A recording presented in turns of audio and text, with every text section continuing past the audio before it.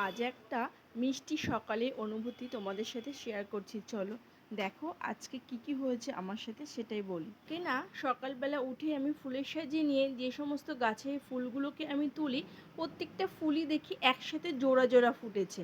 আর এই অপরূপ দৃশ্যটা তোমাদের সাথে শেয়ার করব বলে অমনি দৌড়ে গিয়ে ঘর থেকে ফোনটা নিয়ে এলাম, আর তোমাদের জন্য দেখো ক্যামেরাতেও তুলে নিলাম।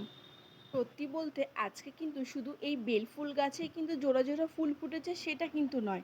দেখো আর অন্য অন্য গাছেও না প্রচুর ফুল ফুটেছে, সেখানেও প্রত্যেকটা ফুল দুটো দুটো। আর এরকম শান্ত স্নিগ্ধ পরিবেশে আমার মতো তোমরা কে কে নিজের বাগানের ফুল বাগানের থেকে ফুল তুলতে ভালোবাসো, অবশ্যই কিন্তু কমেন্টে বলো। বেল ফুলগুলো জানো তো, গতবার নার্সারি থেকে গাছগুলো এনে বসিয়েছিলাম, আমার এতটাই পরিমাণে ফুল দেবে কখনো ভাবতেই পারিনি। যাই হোক, আজকেও সকালটা কিন্তু খুবই ব্যস্ত ছিলাম, কেননা আজকেও আমাকে দোকানে আসতে হবে।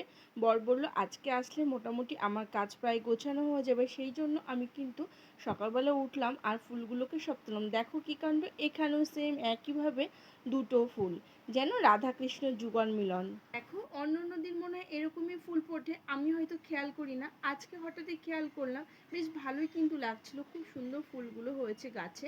আর আমি একে একে এইভাবে সমস্ত ফুলগুলোকেই তুলে নিলাম, অনেকটাই কিন্তু সময় লাগে।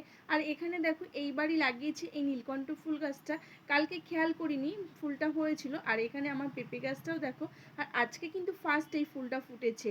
আর আজ যেহেতু সানডে, মেনুতে স্পেশালি সবারই কারো না কারো কিছু থাকে। অমনি দেখো ছেলে বায়না করছে যে আজকে আমি পেটাই পরোটা খাবো। তাই আমি স্নান পুজো সেরে কিন্তু মাথা আসতে রেডি হয়ে যাচ্ছি দোকানে আসার জন্য।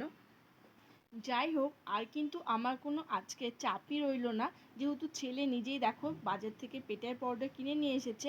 আর ও একা খাবে না, আমরা সবাই খাবো, তার জন্য দেখো ও বলল মা তোমার আর রান্না করতে হবে না, সকালবেলা টিফিনটা দোকান থেকে কিনে নিয়ে আসি। তার জন্য আমি অনেক দিন বাদে কিন্তু বাজারে পেটাই পরোটা খেলাম। তাছাড়া কিন্তু মাঝে মধ্যে বাইরে কেনার টিফিন খেতে ভালোই লাগে।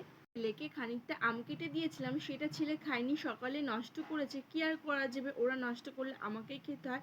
তাই আমি আম দিয়ে, আর এখানে একটা গোটা ডিম সিদ্ধ নিয়েছি, পরোটা নিয়েছি, তরকারি নিয়েছি, আর দেখো সকালে টিফিন করতে বসে গেছে। যেহেতু তাড়াতাড়ি করছি, যে খেয়ে আমাকে এসে আবার দোকান খুলতে হবে, প্রায় 10টার কাছাকাছি বাজতে গেল।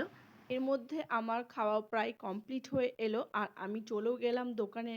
আর আমি কিন্তু বাড়ি এসে আবার রান্না করব, আজকে ভীষণই চাপ হয়ে যাবে। তো আমার এই ভিডিওগুলো তোমাদের কেমন লাগছে অবশ্যই কিন্তু কমেন্টে জানিও। আজকের মতো এখানে রাখি, টাটা, দেখা হবে অন্য ভিডিও।